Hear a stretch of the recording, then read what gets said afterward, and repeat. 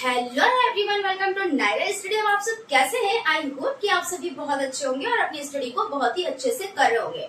Friends, आज के video lecture में हम बात करने वाले हैं जो आपका सब्जेक्ट समावेशी शिक्षा हो जाता है, इसके संपूर्ण निचोड़ की बात करेंगे। यानी कि आप क्लास देख लेंगे तो कोई भी ऐसा पॉइंट नहीं रहेगा जो अगर आपके एग्जाम में उससे रिलेटेड क्वेश्चन आ जाए तो आप उसको टच ना कर पाए। तो आप लोग इस क्लास को बिना स्किप किए हुए देखिए, क्योंकि हर इम्पोर्टेंट चीज को बिना स्किप किए हुए देखना रहता है, क्योंकि आप स्किप कर देंगे तो चीजें छूट जाएंगी, और जब चीजें छूट जाएंगी तो इम्पोर्टेंट चीजें आपको कैसे पता होंगी, है ना।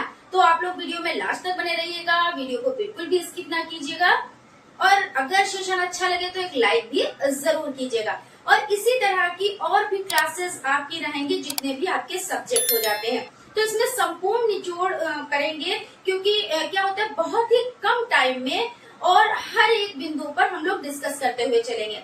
ठीक है, तो चलिए सबसे पहले हम लोग डिस्कस कर लेते हैं जो सब्जेक्ट ही है, और वो तो आपका आना ही आना है, यानी समावेशी शिक्षा। ठीक है ना। तो जो समावेशी शिक्षा का मतलब आखिर क्या होता है? तो इसका मतलब ये होता है कि एक समान शिक्षा, एक जैसी शिक्षा, यानी कि बिना भेदभाव किए हुए लड़का है या लड़की है, ठीक है, गरीब है या अमीर है, या वो कैसा भी है, हर बच्चे को, या उसमें कोई प्रॉब्लम है, कोई होते नहीं कि दोष होते हैं, आंगिक दोष होते हैं, यानी कुछ भी हो, लेकिन हम क्या करेंगे, एक ही छत के नीचे एक जैसी शिक्षा बिना भेदभाव किए देना ही जो होता है, जो दी जाती है, वो शिक्षा ही समावेशी शिक्षा कहलाती है। तो ये क्वेश्चन आपका जरूर आता है और आता ही आता है। तो अब आपको पता हो गया कि समावेशी शिक्षा यानी समान शिक्षा, बिना भेदभाव किए हुए एक जैसी शिक्षा देना एक ही छत के नीचे, तो वो समावेशी शिक्षा कहलाती है। ठीक है। अब इसमें क्या होता है, इसमें बच्चे को अगर कोई प्रॉब्लम है बच्चे में, या कुछ ऐसी चीजें हैं, तो उसको क्या किया जाता है, दूर किया जाता है। दूर करके क्या किया जाता है, उसको बच्चे को शिक्षा दी जाती है। वो बात अलग की हो जाती है कि जैसे कोई बच्चा उस तरह का हो जाता है कि जैसे वो देर में सीख पा रहा है, ठीक है ना, तो उस पे उस तरह से वर्क करेंगे। यानी कुछ बच्चे बार बार यानी रिपीटेशन करना पड़ता है, तो उसको हम उस मद्देनजर रखते हुए उसको शिक्षा देंगे। कुछ बच्चे ये होता है जल्दी सीख जाते हैं, कुछ बच्चे सामान्य यानी एक सामान्य जो बच्चे होते हैं वो क्या करते हैं, या ना तो बहुत जल्दी ना तो बहुत देर में, यानी वो सामान्य बच्चे हैं, नॉर्मल तरीके से वो सीखते हुए चले जाते हैं। यानी अगर वो कक्षा 3 में बच्चा है तो कक्षा 3 का सिलेबस वो अच्छे से कंप्लीट कर लेगा, कक्षा 4 का सिलेबस है तो वो अच्छे से कंप्लीट कर लेगा। लेकिन प्रतिभाशाली बच्चा कैसे होता है कि अगर वो कक्षा 3 में है और कक्षा 4 का सिलेबस दे दिया जाए तो भी वो क्या करेगा, उसको भी कंप्लीट कर पाता है। और जो मंदबुद्धि बच्चे होते हैं तो अपनी कक्षा, यानी अगर कक्षा 3 में तो कक्षा 2 का जो सिलेबस है वो भी नहीं कर पाएगा, यानी वो मंदबुद्धि में आ जाता है, पिछड़े में आ जाता है। और पिछड़े और मंदबुद्धि इन पे सब पे डिस्कस करेंगे, क्योंकि कुछ लोग बहुत ज्यादा कंफ्यूज रहते हैं कि मंदबुद्धि और पिछड़े बालकों को एक श्रेणी में रख देते हैं, मगर ऐसा नहीं है, ये दोनों अलग अलग श्रेणी में है। और निर्देशन और परामर्श, इसमें भी बहुत लोग कंफ्यूज रहते हैं, तो इस पर भी डिस्कस करेंगे। यानी संपूर्ण निचोड़ ही है, तो संपूर्ण निचोड़ की ही हम इसमें बात करेंगे। ठीक है, तो यहाँ पे आपका समावेशी शिक्षा हो गया। उसके बाद आपका हो जाता है बुद्धि लब्धि। तो बुद्धि लब्धि जो होती है वो क्यों आती जाती है, भाई बुद्धि सबसे ज्यादा किस में मानी जाती है?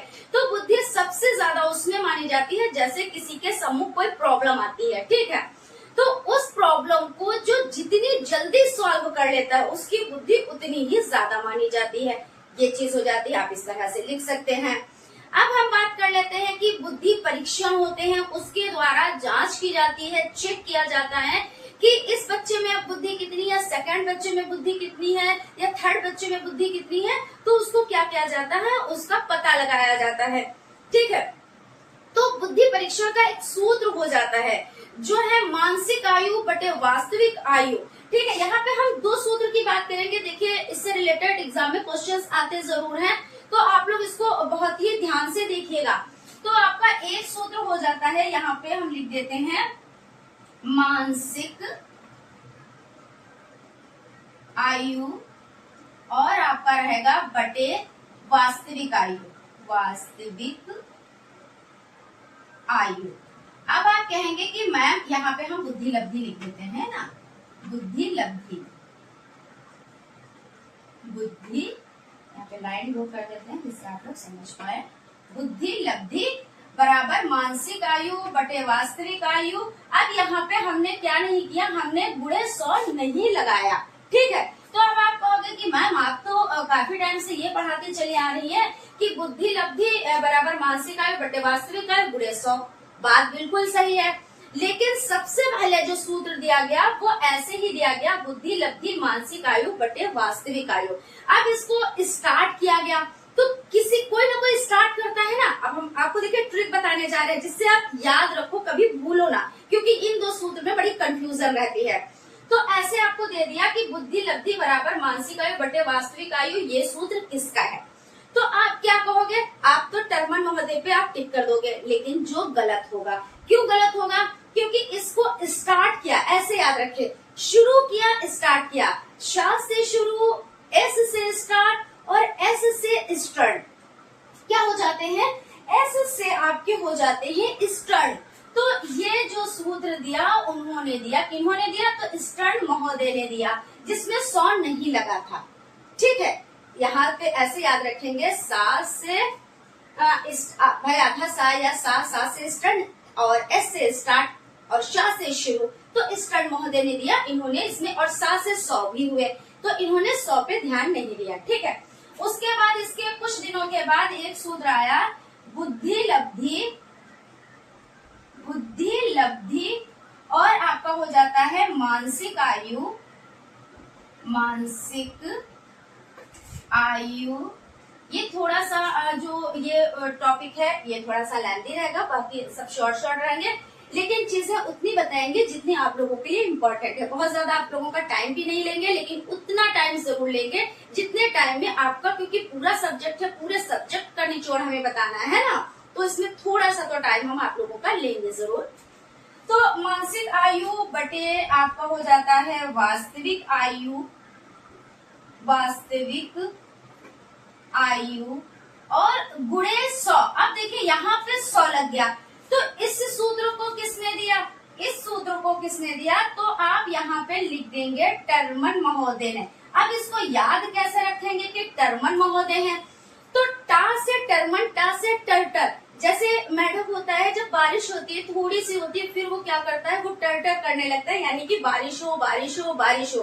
तो बस ऐसे ही समझ लो, ये थोड़ी सी बारिश हुई, यानी मानसिक आयु बटे वास्तविक आयु, थोड़ी सी बारिश हुई।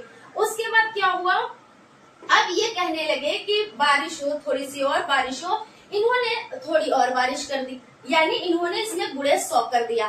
तो टर यानी टर्मन महोदय, इन्होंने गुणे 100 का सूत्र दिया। ये आपको ट्रिक से समझ में आ गया। अब हम एक ट्रिक आपको और बताते हैं, इसको याद रखने का नियम, जो मतलब नियम नहीं है, ट्रिक है, ठीक है। तो ये क्योंकि आना तो आना है आपके एग्जाम में, तो मानसिक आयु बटे वास्तविक आयु गुणे 100। तो जब आपसे सूत्र पूछा जाए कि यहाँ पे कौन सा है, तो कभी कभी ऐसे दे देंगे मानसिक आयु बटे वास्तविक आयु गुणे 100, ये तो दे दिया, ये तो आपका सही है क्योंकि आपको पता है, आपने याद कर रखा है। एक दे देंगे, यानी ए ऑप्शन में आपको इस तरह से दिया, बी ऑप्शन में कह देंगे वास्तविक आयु बटे मानसिक आयु गुणे 100, है ना। तो अब आप इसको याद कैसे रखेंगे, इसको याद रखेंगे मावा से, जो आप मेवा खाते हैं उससे, मावा से आप याद रखेंगे, माँ रहेगा ऊपर और वा रहेगा नीचे, यानी मानसिक आयु रहेगी ऊपर और वास्तविक आयु रहेगी नीचे, और गुणे 100 आप कर देंगे, तो आपका कभी गलत नहीं होगा, ठीक है ना। तो है ना ट्रिक हेल्पफुल। तो चलते हैं भाई, हम लोग और समझ लेते हैं बुद्धि लब्धि के बारे में। तो बुद्धि लब्धि जो हो जाती है 1905 ईस्वी में, कब, अगर हम बात करें, यहाँ पे इसको इरेज कर देते हैं ना, यहाँ पे इसको इरेज करके फिर उसके बाद इरेज कर देते हैं और आगे बढ़ते हैं। तो 1905 ईस्वी में किसने दिया, तो देखिए आपको हो जाता है बिने तथा थियोडोर साइमन ने। तो बिने ज्यादातर आपसे पूछ लिया जाता है कि बुद्धि परीक्षा, यानी जो आपका है 1905 ईस्वी में किसने दिया, तो बिने ने, या बिने ने कब दिया, तो 1905 में। बहरहाल आपको ये चीज पता है तो आप कर लेंगे, है ना। तो 1905 ईस्वी में बिने तथा और कौन हो जाते हैं, थियोडोर, कौन हो जाते हैं,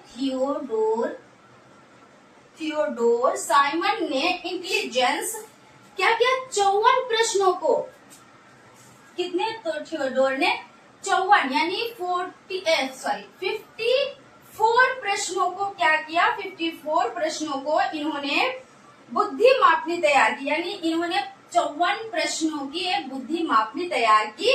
और इसमें इन्होंने क्या किया, जिसे साइमन बुद्धि परीक्षण कहा गया, इसे क्या कहा गया, इसे साइमन बुद्धि परीक्षण कहा गया। और इसमें 1911 में संशोधन भी किया गया, यानी 1905 ईस्वी में तो इन्होंने दिया, विनय तथा थियोडोर साइमन ने, और कितने 54 क्वेश्चन इसमें लिए। और उसके बाद 1911 ईस्वी में क्या हुआ, इसमें संशोधन किया गया। अगर आपसे पूछ लिया जाए कि संशोधन कब किया गया बुद्धि परीक्षण में, है ना, तो आप लिखेंगे 1911 ईस्वी में संशोधन किया गया। ठीक है, इतना ठीक है, आप लोगों का इनफ है, क्योंकि यहाँ से अगर क्वेश्चन आ जाते हैं कि कब किया, तो 1905 ईस्वी में किसने किया, तो विनय ने। संशोधन कब किया गया, तो 1911 ईस्वी में। कितने प्रश्न लिए गए, तो 54 प्रश्नों की एक क्या थी, प्रश्नों की मापनी तैयार की गई। तो इस तरह से, और बुद्धि लब्धि का सूत्र तो समझ लीजिए पूछा ही पूछा जाता है। ठीक है, तो इस तरह से आपको हो जाता है, 2 पॉइंट आपके तैयार हो गए। विशिष्ट बालक, अब यहाँ पे हम विशिष्ट बालकों के बारे में जानेंगे। तो विशिष्ट बालक कौन होते हैं, तो कुछ लोग इसमें बड़ा कंफ्यूज रहते हैं। विशिष्ट बालकों में देखिए क्या होता है, सिर्फ प्रतिभाशाली ही बच्चे विशिष्ट नहीं होते हैं, लेकिन बहुत लोग अगर किसी से पूछा जाता है तो वो यही बताते हैं कि विशिष्ट बालक कौन होते हैं, प्रतिभाशाली। ऐसा नहीं है। विशेषता की अगर बात की जाए, कोई अच्छा है तो वो उसकी विशेषता है, कोई बुरा है तो वो उसकी विशेषता है, कोई मोटा है तो वो उसकी विशेषता है, कोई पतला है तो वो उसकी विशेषता है, नॉर्मल है तो उससे कोई कहेगा ही नहीं कुछ, कहता है भला कोई नॉर्मल होता है, कहता बस इतना जरूर कहेंगे ये एकदम से फिट है, बस इसके बाद ये नहीं कहा जाएगा ये बहुत मोटा है या बहुत पतला है, ये बहुत काला है या बहुत गोरा है। तो बस ऐसे आप याद रखो कि जो आपको हो जाता है, यानी विशिष्ट बालकों की श्रेणी में वो आते हैं जो, अब यहाँ पे देखिए हम लिख के आपको बता देते हैं, जो या तो सामान्य से कम हो, क्या हो, या तो आप ऐसे अगर परिभाषा आ जाती है या आपसे लिखने के लिए बोलते, भाई लिखने के लिए तो बोलेंगे ही, बाकी अगर ऑप्शन यानी ऑब्जेक्टिव क्वेश्चन आ जाता है तो आप उस पर टिक करना है, बाकी तो आपको लिखना रहेगा। जो या तो सामान्य से, या तो सामान्य से नीचे होते हैं, नीचे होते हैं, और या सामान्य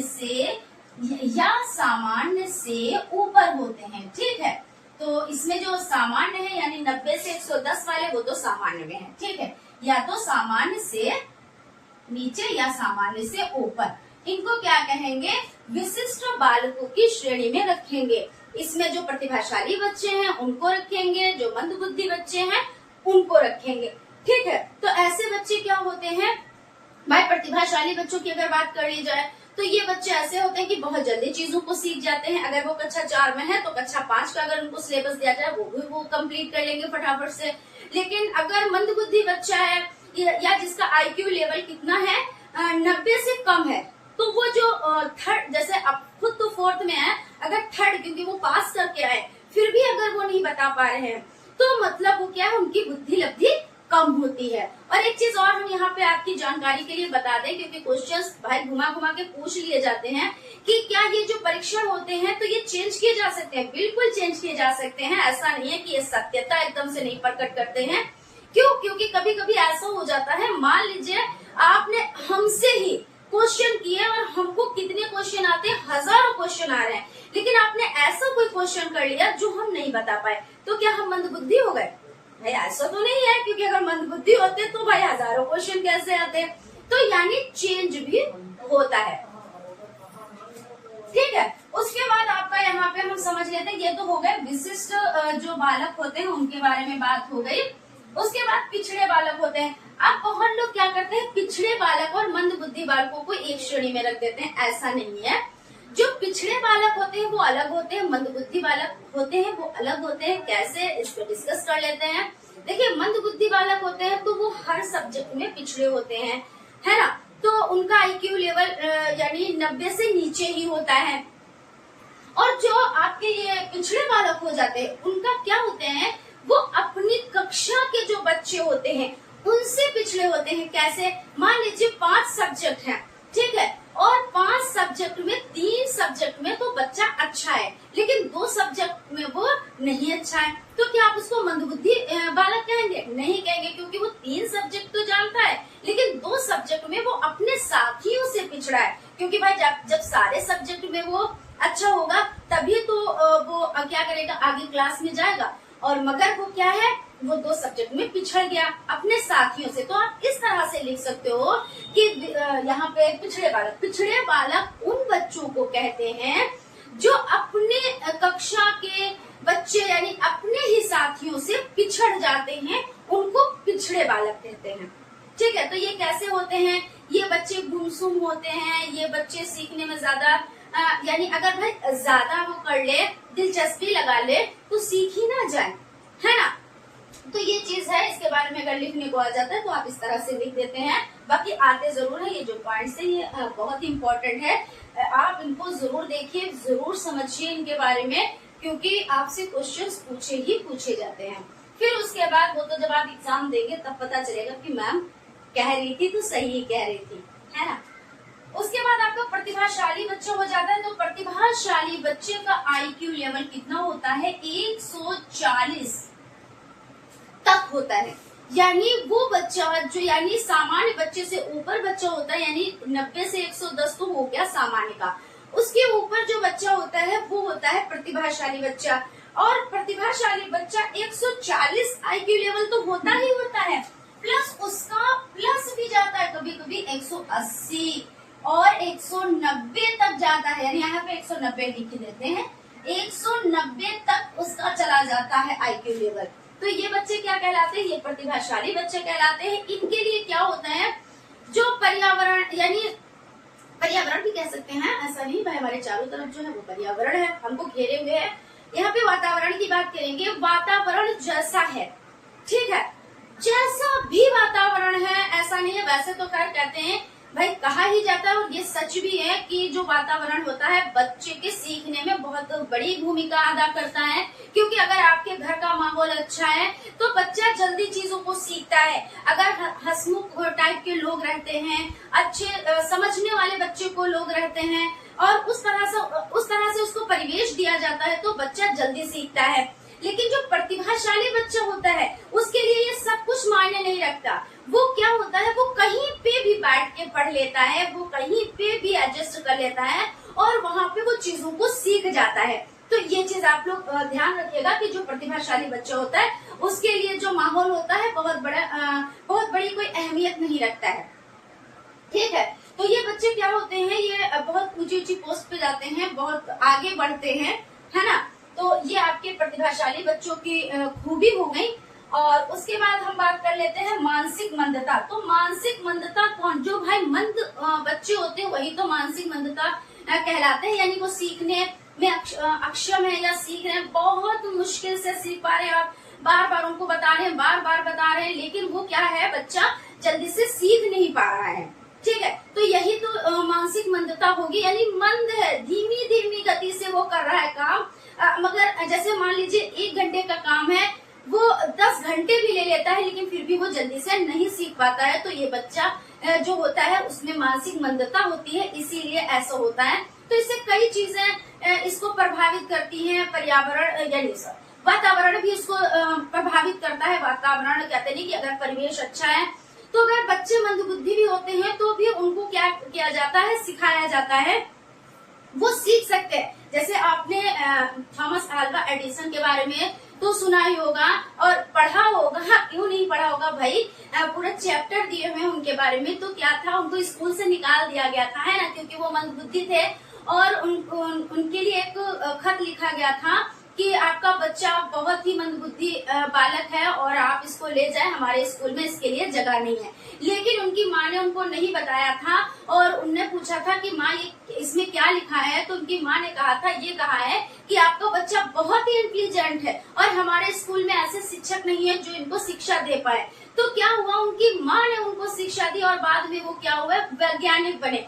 तो ऐसा नहीं है कि अगर अच्छा परिवेश, अच्छा माहौल मिल जाए तो जो मंदबुद्धि बच्चा भी होता है वो भी आगे बढ़ता है और इतनी तरक्की करता है कि आप सोच भी नहीं सकते। और अगर अच्छा बच्चा भी है और अगर माहौल अच्छा नहीं मिल रहा है तो तो वो बच्चा कुछ भी नहीं कर सकता है, आगे बढ़ ही नहीं पाता है वो, क्योंकि इतनी उसमें क्या होती है, जो उसका माहौल होता है तो वो उसको आगे बढ़ने ही नहीं दे रहा होता है, क्योंकि इतना कलह कलेश, इतना हर एक चीज, अगर वो 4 घंटे भी चीजों को सीख रहा है तो 1 घंटे भर का वो नहीं सीख पाता है। तो जो माहौल होता है, परिवेश होता है, बहुत महत्वपूर्ण भूमिका अदा करता है। ठीक है, तो ये चीज आपका हो गया। उसके बाद आपका होता है समस्यात्मक बालक। तो समस्यात्मक बालक कौन होते हैं? समस्यात्मक बालक ये यानी जो समस्या पैदा करते हैं, जिनमें समस्या होती है। तो जैसे ये बच्चे कौन होते हैं? जैसे जो चोरी करने लगते हैं, झूठ बोलने लगते हैं, किसी का कहना नहीं मानते हैं, तो ये कैसे बच्चे होते हैं? समस्यात्मक बच्चे होते हैं। लेकिन ये हो कैसे जाते हैं, आप इनको भी समझ लें। ऐसा नहीं है कि ये गॉड गिफ्टेड है और ईश्वर का उपहार है, ऐसा नहीं है। ऐसा होता है, कुछ चीजें तो वंशानुक्रम पर निर्भर करती है। कहते नहीं, जैसे नैन नक्श के दादा पे गए हैं, इनकी चाल ढाल इनकी मम्मी जैसी, ऐसे कहते होता है, ये चीज होती है। लेकिन क्या होता है, कुछ चीजें निर्भर करती हैं उसकी परवरिश पे। परवरिश पे बहुत ज्यादा चीजें डिपेंड करती हैं। अब ये जो बच्चा है समस्यात्मक बच्चा, ऐसा क्यों बना? ऐसा बनने के कुछ तो कारण होंगे। कारण ये होते हैं कि बच्चे को कभी उसको इम्पोर्टेंस ही नहीं दी गई, है ना, कभी उसको इम्पोर्टेंस ही नहीं दी गई, उसको समझा ही नहीं गया। बचपन में उसने जन्म ले लिया और उसके बाद उसको ये नहीं है कि हाँ हमारा बच्चा कैसा है, हमारा बच्चा किस हाल में है, इसको किस चीज की नीड है, किस चीज की जरूरत है। भाई इंसान है, मनुष्य है, तो हर एक चीज की जरूरत होगी। तो अगर उन सब चीजों से उसको वंचित रखा जाता है, हाँ यहाँ पे वंचित एक आ जाता है वर्ड आपका, यहाँ पे हम इसके पे भी हम डिस्कस करेंगे। तो पहले हम समस्यात्मक बालक क्यों बनते हैं उसके बारे में बात कर रहे हैं। तो उसको हर चीज से वंचित रखा जाता है। उसको भाई जरूरत है, भाई भोजन की भी जरूरत है, उसको कपड़ों की भी जरूरत है, जैसा भाई साथियों के साथ है, जैसे साथी कर रहे हैं। भाई बहुत लोगों के यहाँ बच्चों को बहुत अहमियत दी जाती है, तो उनको हर चीज मुहैया है, लेकिन उस बच्चे को कोई चीज नहीं मिल रही है। अब वो क्या करेगा?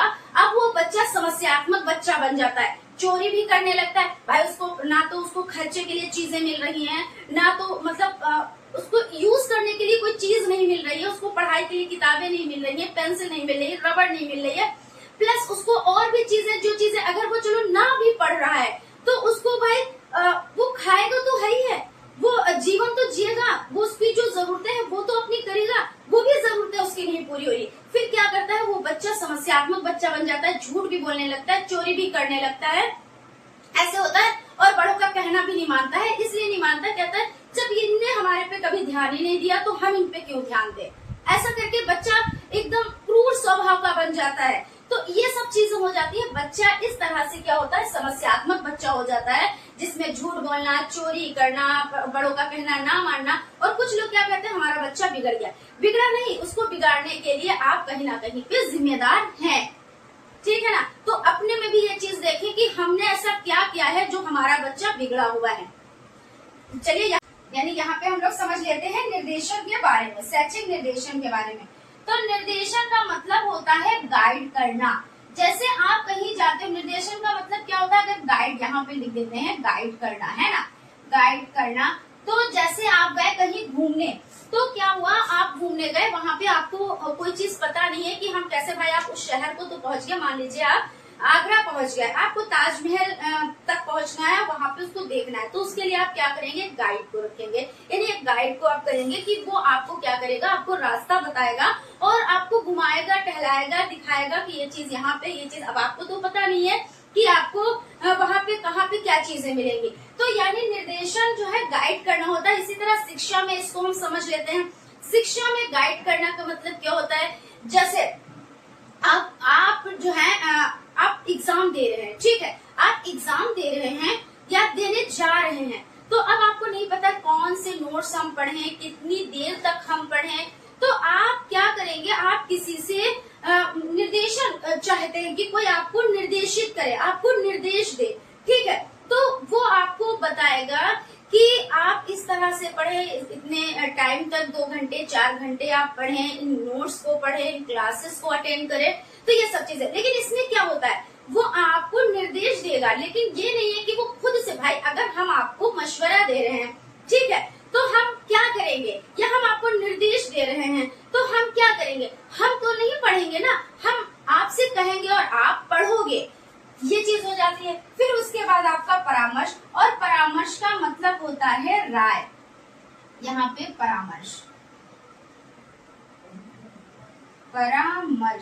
तो परामर्श का मतलब होता है राय देना। देखिए ये मिलता ही जुलता है, क्योंकि गाइड करने वाला, राय देने वाला, और राय देना यानी परामर्श देना कि वही कि अगर आपको कोई प्रॉब्लम है तो वो आपको कहेगा कि आप इतने घंटे पढ़ लो, इस तरह से आप पढ़ लो, टाइम को वेस्ट ना करो, इस तरह से आपको बताएगा ना वो बंदा। तो इसके लिए उसमें खूबी क्या होनी चाहिए, यानी खूबियां होनी चाहिए, खूबी नहीं, खूबियां होनी चाहिए कि वो क्या हो, आपसे भाई ज्यादा नॉलेज रखता हो, आप उसी से तो परामर्श लेंगे, आप उसी से तो निर्देशन लेंगे जिसको उसके बारे में नॉलेज होगी। ऐसा तो है नहीं कि आप उससे आप कहोगे जिसको उसके बारे में नॉलेज नहीं है, उस रास्ते पे वो गुजरा नहीं है, जो वो गुजर चुका है तो उसको अनुभव है। तो आप क्या करेंगे, उस इंसान से जो अनुभवी इंसान है, जिसको उसके बारे में नॉलेज है, तो वही तो आपको परामर्श देगा, वही तो आपको क्या करेगा, निर्देशित करेगा। तो ये चीज हो जाती है। तो यानी कैसा होना चाहिए, जैसे क्वेश्चन आ जाता है कि परामर्शदाता के गुण लिखिए, तो भाई वो क्या है, आप किसी के पास गए अपनी प्रॉब्लम लेके, पता चला वो आपको बोलने ही नहीं दे रहा है, ठीक है, वो अपनी ही बात रखे जा रहा है। तो भाई जब आप हमारी प्रॉब्लम सुनेंगे नहीं तो आप उसका आंसर क्या देंगे। सबसे बड़ी बात तो परामर्शदाता इस तरह से होना चाहिए कि बात को सुने। फिर क्या है, सरल स्वभाव का होना चाहिए। भाई हम किसी के पास गए मशवरा लेने, वो इतना कठिन स्वभाव का है कि उससे हमको बोलते हुए डर लग रहा है, बात करते हुए डर लग रहा है, हम अपनी बात को क्या रखेंगे, हम अपनी प्रॉब्लम को क्या रखेंगे। भाई हमारी जो प्रॉब्लम है उसको हम अपने लेके और चले आएंगे।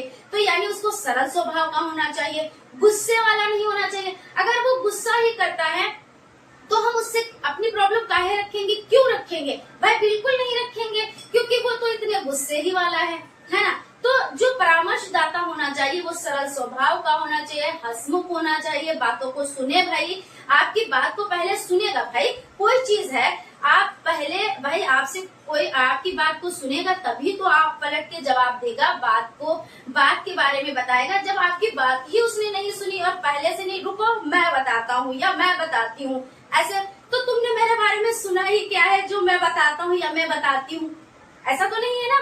तो ये भी है, राय तो आप किसी से भी ले सकते हैं जो आपसे ज्यादा ज्ञान रखता हो। एज कोई मायने नहीं रखती है, ज्ञान मायने रखता है कि इसका अनुभव कितना है, यानी इसको अनुभव कितना है, तो वो चीज मायने रखती है ना। जैसे आप साइकिल सीखते हैं तो जरूरी है जिससे आप सीख रहे हैं वो आपकी एज से बड़ा हो, नहीं, उसको आता है साइकिल चलाना, इसलिए आप क्या करोगे, उससे साइकिल चलाना सीखोगे। अब आप ये नहीं करोगे कि मेरी हाइट के बराबर है, नहीं है, मैं इससे नहीं सीखूंगा या मैं इससे नहीं सीखूंगी, या मुझसे ये क्या है, अगर मेरे से जैसे मैं गोरी हूँ तो क्या मुझसे ज्यादा गोरा है, ऐसा तो नहीं करोगे ना। उससे यानी नॉलेज होनी चाहिए, मेन चीज है। अगर वो साइकिल चला लेता है तो वो आपको सिखाएगा वो चीज, वो तो खैर फनी वे में चलेगा, गोरा काला यहाँ पे बात नहीं थी। चलिए ठीक, यहाँ पे आपको हो गया, क्योंकि कभी कभी फनी वे में भी हो जाना चाहिए, जरूरी होता है, इससे माइंड भी फ्रेश हो जाता है थोड़ा सा। वंचित बालक आ जाता है, तो वंचित का मतलब होता है किसी चीज से वंचित होना। यानी बहुत बच्चे ऐसे होते हैं जिनको वो चीजें ही मुहैया नहीं होती हैं, वो चीजें ही नहीं मिलती हैं जिनकी उनको जरूरत होती है, तो वो वंचित बालक कहलाते हैं। जैसे ज्यादातर आपने देखा होता है, पहला एक हम आपको बताएंगे कि सबसे बड़ा रीजन क्या होता है। सबसे बड़ा एक रीजन होता है जो वंचित बच्चों को रखते हैं, गरीबी हो जाती है। भाई जो कोई गरीब है वो बच्चों को हर चीज तो मुहैया नहीं करा पाएगा, क्योंकि वो अगर 2 टाइम का खाना ही दे दे तो बहुत बड़ी बात है। लेकिन कुछ लोगों के पास सब कुछ होता है लेकिन वो बच्चों को वंचित रखते हैं, यानी बच्चों को कोई चीज नहीं प्रोवाइड कराते हैं। इसमें सबसे बड़ी संख्या में अगर चीजों को देखा जाए, अगर आप किसी से डिस्कशन करेंगे, किसी से बात करेंगे, तो वहाँ पे संख्या में गरीबी तो आती है, और लड़कियों की भी बात आ जाती है कि अगर लड़कियां हैं उनको उस चीज से वंचित रखा जाता है कि ये बेटा है इसको वो चीज देंगे, ये बेटी है इसको वो चीज नहीं देंगे, बेटा है, हमको आगे चल के वो हमको क्या करेगा, हमारा आगे का सहारा बनेगा। बेटियां क्या है, ये तो कुछ भी नहीं है, ये हमारा क्या सहारा बनेगी, इसलिए इनको वंचित रखो उस चीज से। तो बहुत लोगों की ये भी सोच होती है। तो यही वंचित है, यानी वंचित का मतलब अगर इस पे हम डिस्कस करने लगे ना तो बहुत लॉन्ग में जाएगा, हालांकि वहां तक नहीं जाएंगे क्योंकि थोड़ा सा आता है, आप लिख देंगे आराम से। यानी किसी चीज से वंचित रखना, यानी अगर आप ऐसे बात कर ले सरल भाषा में, किसी चीज से उसको तरसाना, वंचित रखना, ठीक है, वो चीज हो जाती है। यहाँ पे हंसी इसलिए आ गई क्योंकि लड़कियों की स्थिति ऐसी ही होती है। तो वंचित रखना यानी किसी चीज से उसको वंचित रखना, तरसाने वाली बात हो जाती है। तो ठीक है भाई, यहाँ तक आपका हो गया। अब ये समस्यात्मक वाला शैक्षिक निर्देशन हो गया और यहाँ पे सृजनात्मकता, सृजनात्मकता देख लेते हैं। सृजनात्मकता का मतलब ये होता है क्रिएटिविटी, यानी बच्चा क्या है, करके चीजों को सीख रहा है, अपना माइंड चला रहा है, तर्क शक्ति उसमें है। क्योंकि तर्क शक्ति कब होगी, जब बच्चा चीजों को खुद से करके सीखेगा। ऐसा नहीं है आप बच्चे से कहो ठीक है तुम्हारे बस का नहीं है, मैं जो कह रहा हूँ वो तुम करो, ठीक है, बच्चा क्या है उसको करने दो, तुम पहाड़ और ढांचा बनो, ठीक है ना। पहाड़ और ढांचा यानी कि जैसे मकान बनते हैं तो मकान में क्या होता है, ये पटरी बल्ली सब लगाई जाती है ना, तो उसको पहाड़ बोलते हैं, ढांचा बोलते हैं। तो वो क्या होता है, वो टेम्परेरी होता है। टेम्परेरी ये होता है दीवार बन जाती है, हटा लिया जाता है। तो यानी क्या है, आप पहाड़ और ढांचे के रूप में काम करेंगे। जैसे बच्चे को कोई प्रॉब्लम आई या आप बच्चे को कुछ सिखाना चाहते हैं तो आपने उसको स्टार्ट किया, फिर बच्चे से आपने कहा अब आप करो और मैं आपके साथ हूँ। जैसे साइकिल कोई चलाना सीखता है तो ऐसे होता है कि पीछे से कैरियल पकड़ ली जाती है, वो बच्चा समझता है हमारी कैरियल अभी भी कोई पकड़े हुए है और वो लेके चला जाता है साइकिल, और बाद में आप उसको बताते हो कि मैंने छोड़ रखी थी। यानी आपने उसको सहारा तो दिया और उसके बाद आपने उसको छोड़ दिया ये कि ये खुद से चलाएगा। तो भाई जब साइकिल ये सीख जाएगा तो खुद से ही तो चलाएगा, ऐसा तो है नहीं आप पूरी जिंदगी उसकी साइकिल के पीछे पीछे दौड़ेंगे, उसकी कैरियर को पकड़ के दौड़ेंगे, ऐसा तो नहीं है। तो ये हो जाता है। ZPD का मतलब ये होता है जोन ऑफ प्रॉक्सिमल डेवलपमेंट, यानी वो परमानेंट होता है लेकिन बीच में, जैसे कोई बच्चे को कुछ नहीं आ रहा है, जैसे आ नहीं रहा मतलब यहाँ पे आ रहा है। ZPD का मतलब होता है बच्चे को आता है लेकिन आधा आता है। जैसे बच्चा अपने घर पे है, बच्चा अपने कहाँ पे, घर पे है, और उसको जाना है कहाँ पे, दिल्ली जाना है, लेकिन उसको रास्ता कहाँ तक पता है, गाजियाबाद तक ही रास्ता पता है और उसके बाद उसको नहीं पता है। अब ये यहाँ पर गाजियाबाद तक गया, पहुंच बच्चा अपने घर से।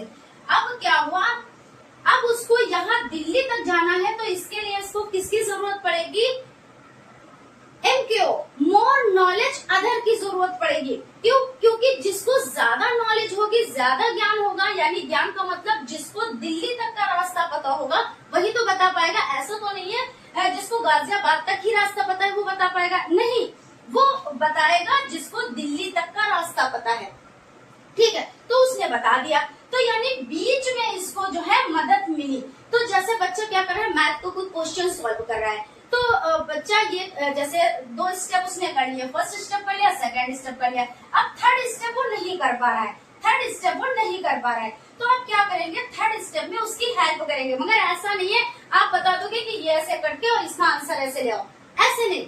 आप बताओगे कि अगर आप इस तरह से करोगे यहाँ पे तो आपका आंसर आ सकता है, आप ट्राई करो। तो आपने उसको तरीका बता दिया, उसने सॉल्व करना फिर से स्टार्ट किया और उसने सॉल्व कर लिया। यानी आप ZPD यानी जोन ऑफ प्रॉक्सिमल डेवलपमेंट, यानी आप क्या थे, मोर नॉलेज अदर, यानी ज्यादा नॉलेज आप रखते हैं, इसीलिए तो आपने बताया भाई शिक्षक है, बच्चे से ज्यादा ही नॉलेज तो रखेगा, तो ये चीज हो जाती। तो यहाँ पे हम बात कर रहे थे सृजनात्मकता की। तो सृजनात्मकता जो होता है तो वो बच्चा जो है वो खुद से काम करता है, आप सिर्फ पहाड़ ढांचा बनेंगे, आप ZPD बनेंगे, ऐसा नहीं है। उसकी जिंदगी में बहुत ज्यादा आप इंटरफेयर करेंगे कि नहीं जो मैं कह रहा हूँ वही सही है, तुम कुछ नहीं कर सकते, तुम भविष्य में कुछ नहीं कर सकते। अरे बच्चे से पूछो तो कि तुमको आखिर क्या करना है, किसी दिन उसको पास में बिठाओ और पूछो अच्छा ये बताओ तुमको रुचि किसमें है बताओ, तो वो जब आप पे उसको विश्वास हो जाएगा, आप सरल स्वभाव के होंगे, आप फनी वे में, यानी फनी वे भी बहुत जरूरी होता है। जरूरी नहीं होता हर बार आप अकड़ालू बनो, गुस्से वाले बनो, तो आप आप समझोगे आपने हर एक चीज कंट्रोल में कर ली, ऐसा नहीं।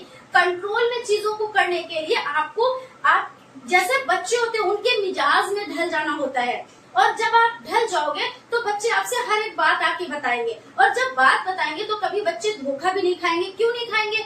क्योंकि बच्चे जो होते हैं ना, तो उनको इतना अनुभव तो नहीं होता है, वो उनके लिए तो हर एक चीज नई होती है। उनको कुछ लोग अच्छे भी मिलते हैं, कुछ लोग बुरे भी मिलते हैं। तो जब वो आप सरल स्वभाव रखेंगे, बच्चे आपको हर एक चीज आके बताएंगे, तो कभी बच्चों के साथ गलत होगा ही नहीं, क्योंकि वो आपको हर एक चीज बताएंगे। आप बाद में मशवरा देंगे, परामर्श देंगे कि बेटा ऐसा आप बता रहे थे, तो अगर ये चीज है तो आप उस शख्स से ना मिलो। वो समझ जाएगा बच्चा कि हाँ सही तो कह रहे हैं कि ये चीज हमारे लिए गलत है। लेकिन आप कभी बच्चों को यही नहीं करोगे, कभी आप बच्चों से बात ही नहीं करोगे, तो बच्चे अपनी प्रॉब्लम नहीं बताएंगे, वो प्रॉब्लम में फंसते चले जाएंगे, और उसके बाद क्या होगा, आखिर में बहुत बुरा ही होता है। तो यहाँ पे हम लोग बात कर रहे हैं सृजनात्मकता की। तो सृजनात्मकता यानी बच्चे को अपने आप से वर्क करने देना चाहिए। ठीक है, लास्ट में यही पॉइंट आपका निकलता है यहाँ पे। उसके बाद हो जाता है अक्षम बालक, यानी किसी चीज में उसको क्या हो रहा है, अक्षमता हो रही है, वो सक्षम नहीं है। तो सक्षम कैसे वो नहीं है भाई, उसमें कोई प्रॉब्लम है। जैसे मान लीजिए कोई बच्चा है वो सुन नहीं सकता, कोई बच्चा है वो बोल नहीं सकता, कोई बच्चा है वो देख नहीं सकता, तो इस तरह से वो अक्षम है। तो अक्षम बच्चों को हमको क्या करना चाहिए, जैसे जो देख नहीं सकते उनके लिए ब्रेल लिपि का विकास हुआ। ब्रेल लिपि लुई ब्रेल ने इसका आविष्कार किया। लुई ब्रेल के बारे में अगर बात करें तो वो खुद ही अंधे थे, उनको खुद ही नहीं दिखाई देता था। वो छोटे थे, अपने पापा के औजारों के साथ वो खेल रहे थे, उनकी आंखों में औजार चुभ जाते हैं, और वो क्या होता है, वो जिंदगी भर के लिए वो कैसे हो जाते हैं, दृष्टि बाधित बच्चे हो जाते हैं, यानी उनको कुछ दिखाई ही नहीं पड़ता है। फिर उनको क्या होता, कोई और होता तो हताश हो जाता, कहता कि अब हमारी जिंदगी बेकार हो गई, हमको कुछ दिखाई नहीं पड़ रहा है, अब हमारा मर जाना ही ठीक है। ऐसा होता है ना, नॉर्मली लोग ऐसे ही करते हैं कि अब हमारे साथ इतनी बड़ी प्रॉब्लम आ गई, अब हमको मर जाना ही बेहतर है, हम कुछ नहीं कर सकते। लेकिन वो उनकी आंखें ना होते हुए भी, उनकी रोशनी ना होते हुए भी, यानी आंखों की रोशनी ना होते हुए भी उन्होंने लुई ब्रेल का आविष्कार किया। ब्रेल लिपि यानी ब्रेल लिपि का आविष्कार किया लुई ब्रेल ने। ठीक है, यहाँ पे ये चीज है। तो ब्रेल लिपि का आविष्कार किया, उसमें क्या हुआ, उभरे हुए अंकों को, यानी उभरे हुए अंक और स्पर्श करके, यानी लिखा हुआ है तो जो देख नहीं पाता वो इस तरह से स्पर्श करता है, स्पर्श करके और चीजों को पढ़ लेता है। तो ये हो जाता है। यानी अक्षम बच्चे वो होते हैं जिनमें कोई प्रॉब्लम होती है और उसका सोल्यूशन भी होता है। अब यहाँ पे हम बात कर लेते हैं, जैसे कुछ बच्चों को सुनाई नहीं पड़ता है ना, तो वो क्या होते हैं, और जो सुनाई नहीं तो उनको श्रवण बाधित कहते हैं, जिनको दिखाई नहीं पड़ता दृष्टि बाधित कहते हैं, जो बोल कायदे से नहीं पाते हैं मूक बधिर बच्चे कहलाते हैं, जिनके कोई जैसे हड्डी में विकार इस तरह से होता है तो उनको क्या कहते हैं, अस्थि बाधित बच्चे कहते हैं। अस्थि यानी अस्थि मतलब हड्डियां, कुछ प्रॉब्लम है शरीर में, कोई प्रॉब्लम है अस्थियों से लेकर, तो ये हो जाते हैं। ठीक है, तो ये अक्षम बालक हो जाते हैं। और इनके शिक्षा का ये होता है कि इनकी शिक्षा भी सामान्य बच्चों के साथ शिक्षा दी जाती है। लेकिन जो बच्चे अक्षम बालक होते हैं उनके लिए अलग से भी चलाए जाते हैं, जो मतलब कार्यक्रम चलाए जाते हैं, उनको अलग कक्षाएं, जैसे ब्रेल लिपि तो उनके उभरे अंकों को इस तरह से। और बाकी तो जो बच्चे होते हैं, जैसे कुछ बच्चे बोलने में प्रॉब्लम करते हैं तो उन यानी होती है, तो उनको क्योंकि हकलाते हैं तुतलाते हैं, इस तरह से जो बच्चे हो जाते हैं, तो उन बच्चों के लिए भी शिक्षा का अलग से प्रावधान है। लेकिन ये चीजें हैं कि अगर समावेशी शिक्षा के अंतर्गत सभी को शिक्षा दी जाती है, लेकिन जब प्रॉब्लम को जान जाया जाता है उसके बाद उनकी शिक्षा में क्या किया जाता है, उस तरह से सुविधाएं दी जाती है। ठीक है, यहाँ तक क्लियर हो गया। और बिने साइमन बुद्धि परीक्षण, तो बिने साइमन बुद्धि परीक्षण 1905 में था, यानी दिया गया था।